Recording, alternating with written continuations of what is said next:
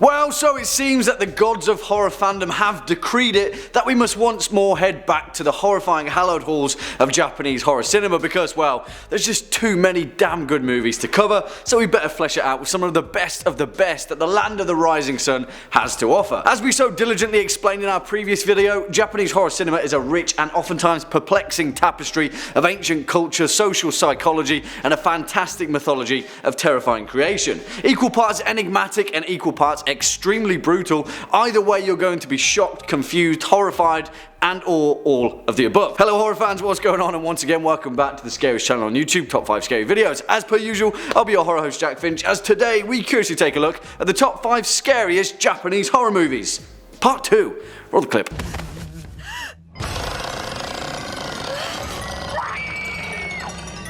For the curious amongst you, that clip was from, of course, 2002's Ju-On, The Grudge, which just so happened to make our number 2 spot on our part 1 of this particular series, and still stands up as a horrifying demonstration of just exactly why Japanese horror cinema is so unique. Don't put the monster in the closet, put it under the bed covers. Of course. Anyway, I suppose we better get on with the show. Kicking off at number 5, Cold Fish, 2010. さっきの要領でボディを透明にしとけ。いいか。今日から俺が村田の代わりだ。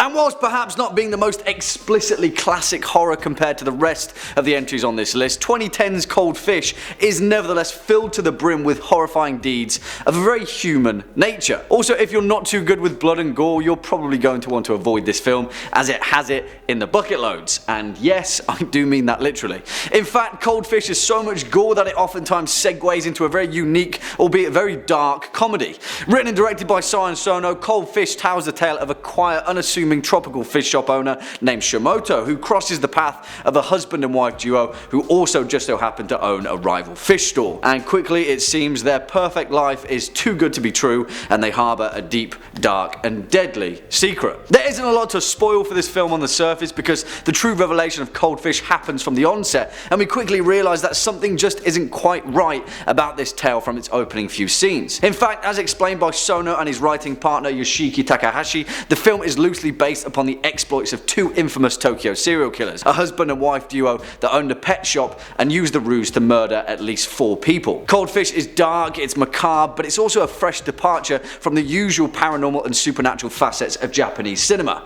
And also, as you'll probably know, it's hella messed up. Next up at number 4, Infection, 2004.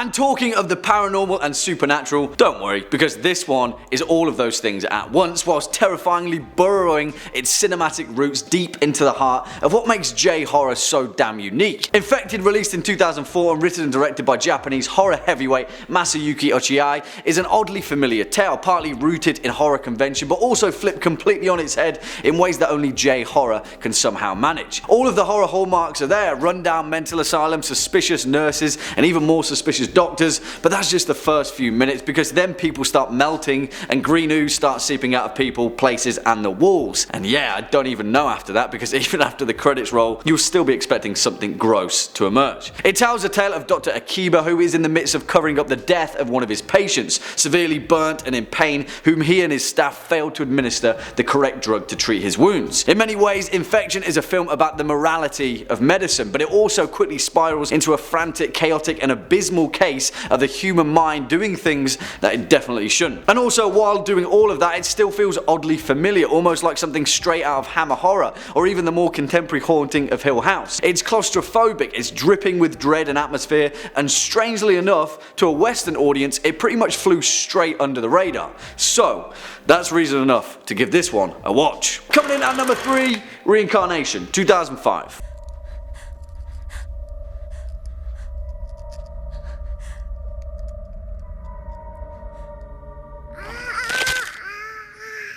And the less you know about this film, the better. But still, if you think you were scared by Annabelle or Chucky, then 2005's Reincarnation would like to have a word with you, because it's got a much more horrifying porcelain doll lurking in its cupboard than Western cinema can ever imagine. Now, I'm going to preface this entry with the fact that this film won't be for everyone, and in many ways you may be washed down by its massively supernatural scope, but if you can cut past that and just accept it for what it is, then you'll find genuine fear lurking in every corner. Written and directed by Takashi Shimizu, the man responsible for bringing us Ju-on the Grudge, Reincarnation is exactly what it says on the tin, a film about reincarnation. But also, more importantly, a film about the obsession of reincarnation and its horrifying and wholeheartedly new spin on the meaning of a ghost story. Reincarnation, much like The Grudge, used a layered and framed narrative device to tell its paranormal tale, albeit one that covers a massive scope. In parentheses, we are slowly drip-fed the story of a psychology professor who became obsessed with the notion of reincarnation and was so convinced by his findings that he murdered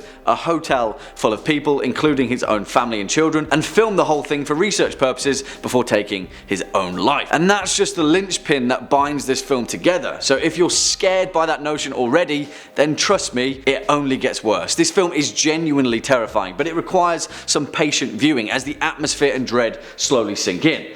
But trust me, if you do let it sink in, it's really scary. Swinging in at number 2, One Missed Call, 2003.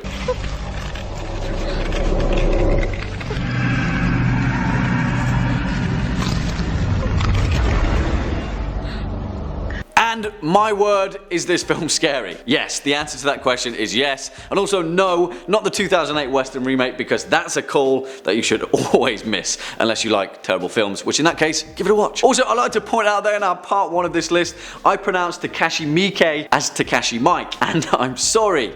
Genuinely, but I've actually been pronouncing it Mike for like over a decade now, so thanks for the heads up, I guess. Who knew? We're all learning. Anyway, that's besides the point, because what would you do if you got a voicemail from yourself from the future telling you precisely when you were going to die? Yeah, exactly. One Missed Call. Directed by Takashi Miike. Nailed it. One Missed Call is based upon the novel of the same name by Yasushi Akimoto that subsequently spawned one of the most renowned franchises in Japanese horror. And it's also important to note that this film won't be breaking any boundaries. It's nothing new. It's almost startlingly in line with the likes of Pulse, The Ring, The Grudge, and perhaps even Cure way before that. But like with many delights of J-horror, it's in the execution of One Missed Call that truly cements its place in the hallowed halls of horror cinema. For those of you that haven't seen it, there are some genuinely bone-chilling scenes in this film, many of which will take you completely off guard, but not in the tropey, overdone, half-baked jump scare kind of way, because after all, these guys invented jump scares. There's not much more I can say. Go into this film with a fresh head, get terrified, rinse and repeat.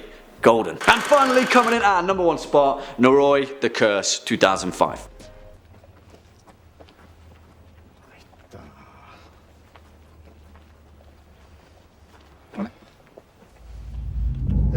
And we should definitely talk a little bit about originality, because there's a reason that our number 1 spot is reserved for such a curveball that is 2005's Noroi the Curse. And that reason is, well, there's actually nothing quite like it in Japanese horror. In many ways, although it didn't give birth to the found footage genre, it has the exact same impact as the Blair Witch Project did to a Western audience, something completely unique. And in that uniqueness is a horrifying sense of dread. This film is slow, it's long, and its narrative is winding and intricate. But if you let it fully absorb you, it's a horror experience like no other. Written and directed by Koji Shirayashi, Noroi the Curse is a found footage horror presented as a documentary following the exploits of Masafumi Kobayashi, an endearing paranormal expert that disappeared during the making of his most disturbing documentary, The Curse. In the same fashion of the Blair Witch Project, we as an audience experienced the whole thing posthumously. Well, perhaps posthumously, because that'll be spoilers, right? Of course, giving away any more will detract from this film's intention, but believe me when I say that Noroi pulls no punches the deeper and further it goes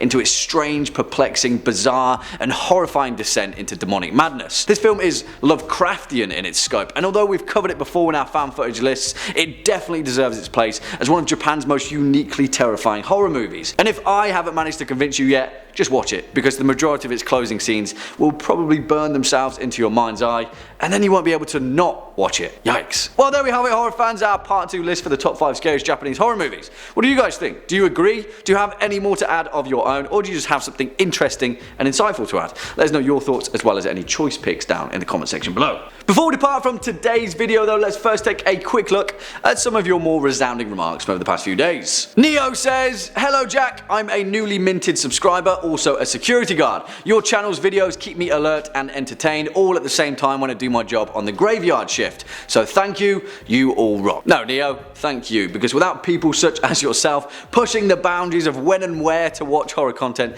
we'd have no charming comments like this to read from. And what better way to scare yourself whilst at work at night than with some Japanese horror movies? Ugh. Welcome aboard, and don't work too hard, buddy. Well, on that note, horror fans, unfortunately that's all we've got time for in today's video. Just stick around all the way till the end. If you were a fan of this video or just top 5 scary videos in general, then please be a dear and hit that thumbs up button as well as that subscribe button, and I'll be seeing you in the next one. As per usual, I've been your horror host Jack Finch. You've been watching top 5 scary videos, and until next time, you take it easy.